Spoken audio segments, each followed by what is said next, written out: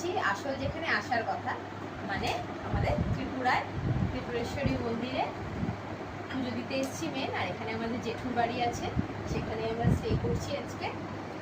জেঠুর বাড়িতে আসার পরে সবাই মোটামুটি ফ্রেশ হয়ে নিয়েছি, কারণ আজকেই পুজোটা দেবো আমরা। কালকে যেহেতু কালী পুজো, কালকে প্রচণ্ড পরিমাণে ভিড় হবে, তো কালকে থেকে আজকে দেওয়াটা বেটার। জেঠু যেটা সাজেশন দিল আমাদের। আর সন্ধেবেলা জেঠুরা কি দিয়েছে একটু দেখো, কাপগুলো দেখো জাস্ট।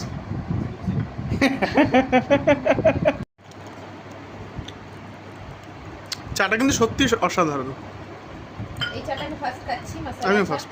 এটা কোন কোম্পানি গো? ও বাবা, এটা তো এখানকার নয়। এই চাটা আমরা এই যে রেডি হয়ে চলে এসেছি, সন্ধ্যাবেলা আজকে পুজো দেব মা ত্রিপুরেশ্বরীর কাছে।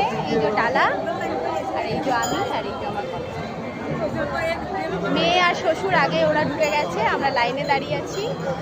বেশি দূর নয় লাইন, মনে হচ্ছে ফাঁকা ফাঁকাই আছে। কালকে প্রচণ্ড ভিড় হবে, যার জন্য আজকে চলে এসেছি পুজো দিতে, যাতে কালকের একটু আমরা সাইট সিন করতে পারি, একটু ঘুরতে যেতে পারি। চলো, এই দেখো সেই কচ্ছপের পুকুর। কচ্ছপটা পুজো হয়ে গেছে, পিঠটা দেখো নর্মালি কচ্ছপের মতো নয় কিন্তু। এই দেখো সবাই ধরে প্রণাম করছে। যাও যাও, পাপা নিয়ে যাচ্ছে, যাও। ভয় পাচ্ছ কেন? তুমি তো ছুতে চাইলে।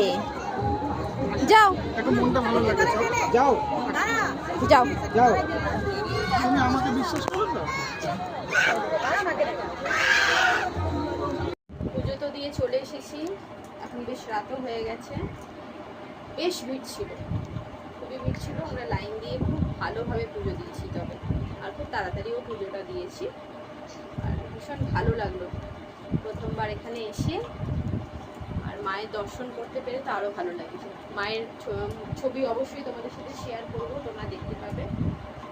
একদম মনে হচ্ছে জীবন্ত মা বসে আছে।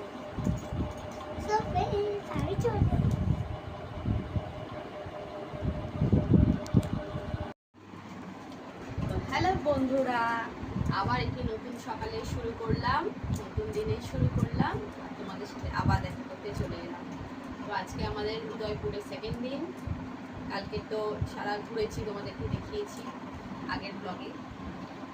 তো এবার আমরা আছি জেঠুর বাড়িতে। আর এখানে এত রিলেটিভ যে সকালের ব্রেকফাস্টের জন্য অলরেডি 2-3 জায়গা থেকে নিমন্ত্রণ চলে এসেছে।